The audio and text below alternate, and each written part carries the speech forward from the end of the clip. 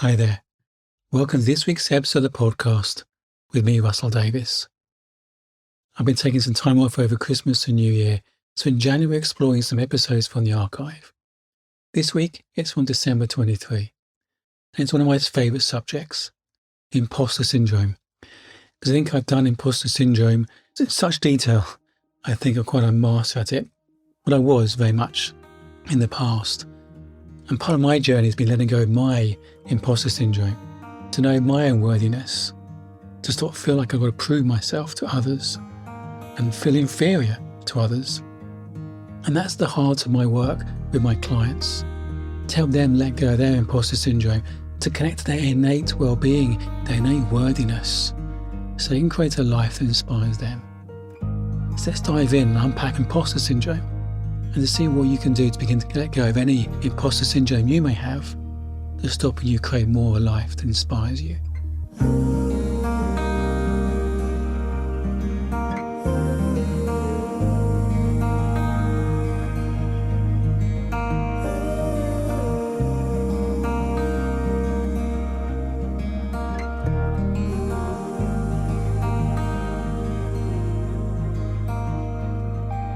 Let's talk about imposter syndrome.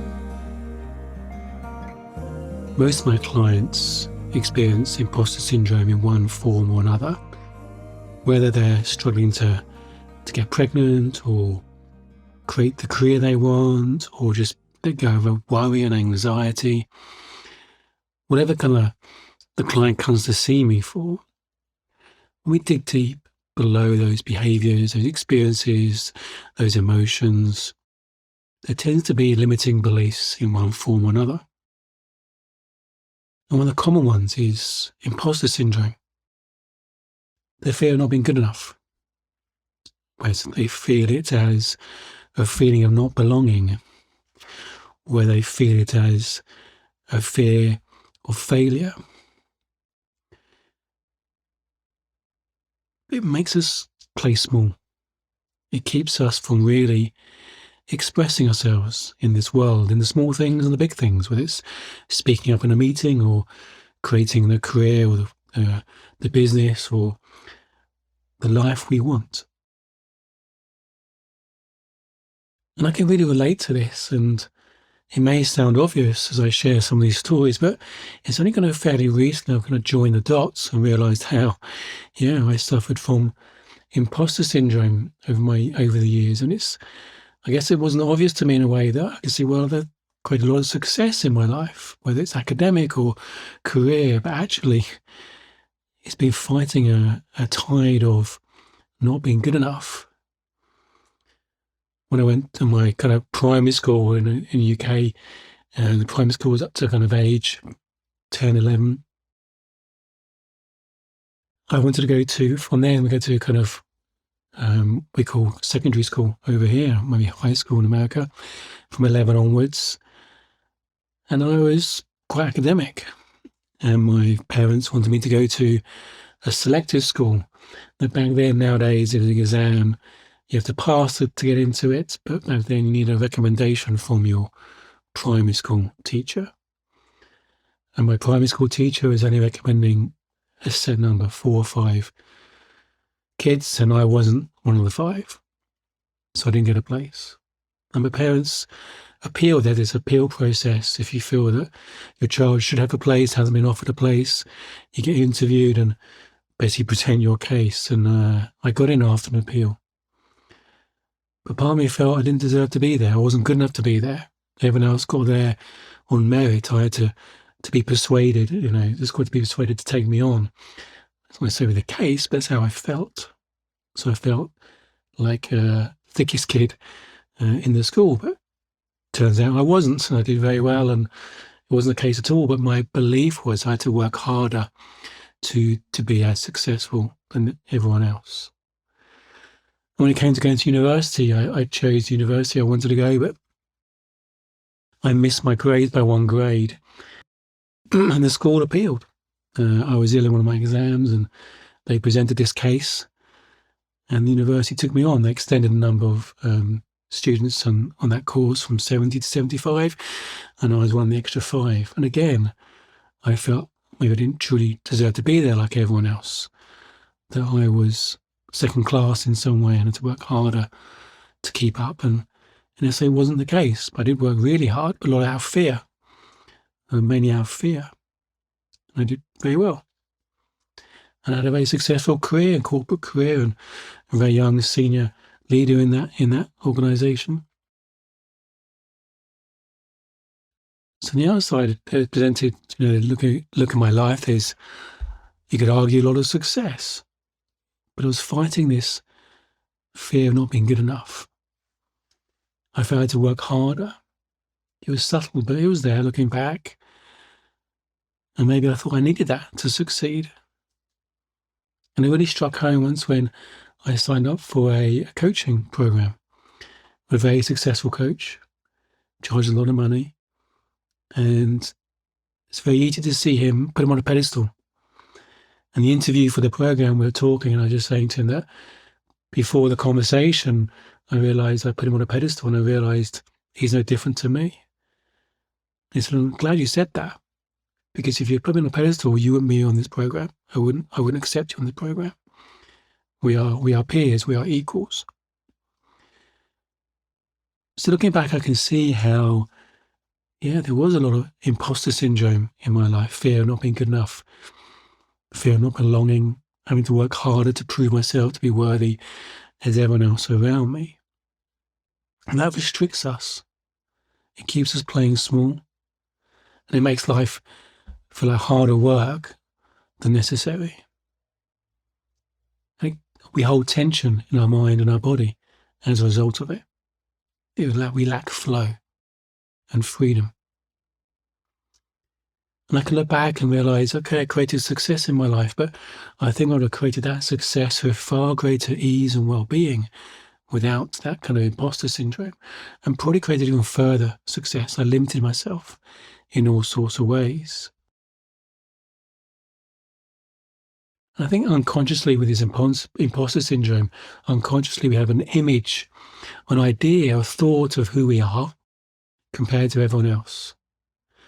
And we have an idea in our mind, unconsciously, of who we think we should be to be acceptable. And there's this gap of who we think we are and who we think we should be. And we're trying to work at being this person we think we should be as if it's a place we should get to. And we're striving to be a better version of ourselves, and a more acceptable or worthy version of ourselves. A version of ourselves where we won't be judged by others, maybe. It reminds me, I was working with a client who had an eating disorder, and she had a lot of thinking around her food. One bunch of thinking was, I need to limit and restrict my calories. But she also knew that wasn't helping her and serving her, was making her very sick. So she knew to be healthy, she needed to increase her calories. But there's this internal battle, like a devil and an angel, this internal battle of one set of thinking versus another set of thinking. I was trying to help her see that neither thinking's right. The thinking that says you need to increase your calories, that's the person you think you should be. Well, the person you think you are is completely made up. She thought she was ugly. I said, well, who you think you are is completely made up. Who you think you should be, the person that eats more calories, that's completely made up as well. A different bunch of thinking. When you don't have any thinking about your food or yourself, you are naturally healthy. When you're not thinking about your food, you eat when you're hungry, you stop when you're full.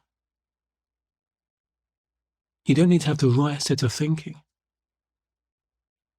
And it really helped to see that she had this internal battle between one version of herself, the person who she thinks she is, versus who she thinks she should be.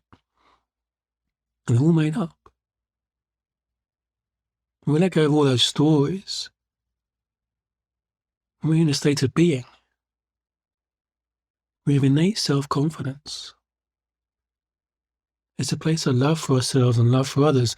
We see we're as worthy as everyone else. It's like a toddler doesn't question their worthiness. A toddler doesn't think they're less worthy than any other toddler.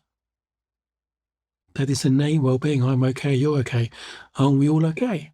Well, they're not 100% of the time. But most of the time they're in this state of flow of just being, not questioning their worthiness. That's how we come into the world. That's our innate state. When we pick up this contaminated thinking from our interpretation of things around us, or we get bombarded by other people's thoughts and beliefs and fears and insecurities, and sometimes we internalize those, we take them on for ourselves. So what if you could let go of all those stories of who you think you are and who you think you should be? What if you don't need any pushing yourself, striving, any fear to be your best? No one performs their best under any amount of pressure.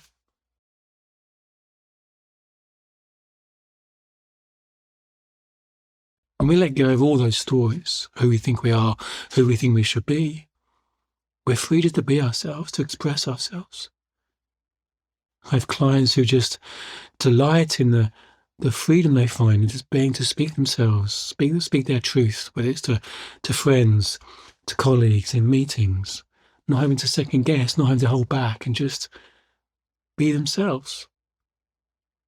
And they find that the world doesn't end. They don't get struck off. They don't get kicked out of the drive. That's actually, people value what they say, and they feel they're making a bigger impact in the world. We're here, we're creative beings. We're designed to create, to make an impact. When we let go of all the stories in that state of being, we're able to ask what we want more freely. I think it's okay to ask. Our hopes, dreams and desires are just as important as everyone else's. It's natural to have self-doubts.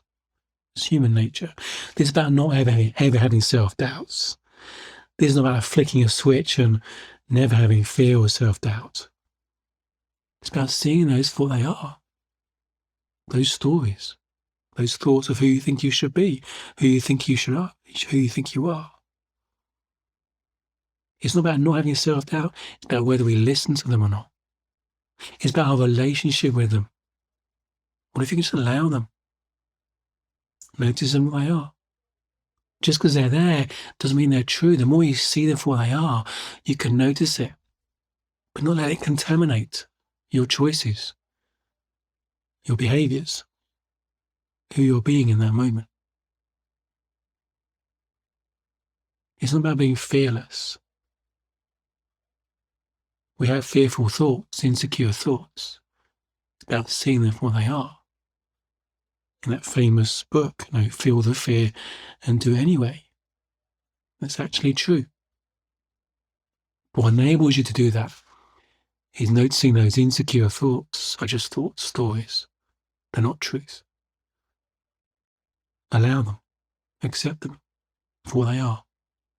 And you may be surprised how it takes the power out of them. You come back to the truth of who you are. Your state of being. That's an amazing soul. We're all amazing souls with amazing things to bring into this world.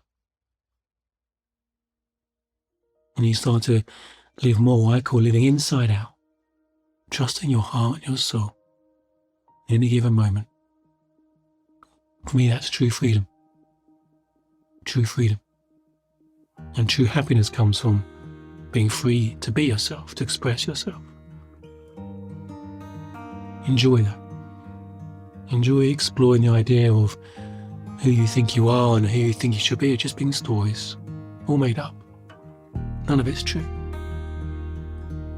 And you innately come back to your innate resources of confidence, worthiness, love, peace, patience, kindness for yourself and others. Loving you.